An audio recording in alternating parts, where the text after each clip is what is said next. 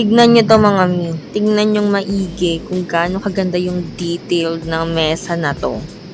Nung una nakailang isip muna ako kung maganda ba 'tong mesa na 'to, bilhin ko, kung worth it ba 'tong bilhin 'tong mesa na 'to, kung matibay ba 'to, kung hindi ba 'to madaling masira. At guess what? Nang dumating 'to mga mi, shala! Hindi ko inaasahan yung expectations ko dito. Grabe, mas mataas pa yung dumating na expectation ko. Hindi ko talaga sukat akalain na mas maganda siyang dadating, mas matibay. Ang ganda nung pinakamesa niya talaga. Hindi rin siya maalog o mauga. Metal na rin yung pinakapaa niya sa baba. Then wood na rin yung sa pinakataas niya. Tapos water resistant na rin yung pinakabalot niya sa mesa. So nag-add lang talaga ako ng panglagay sa ibabaw na plastic dyan. Tignan nyo kung makikita nyo. Pero grabe, worth it yan, guys.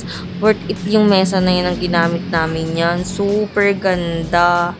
Hindi ako nang hinayang sa presyo nung binili ko yan. Ang mura lang niya ha. Hindi ko akalain na ang mura lang niya. Tas ganyan kaganda na dadating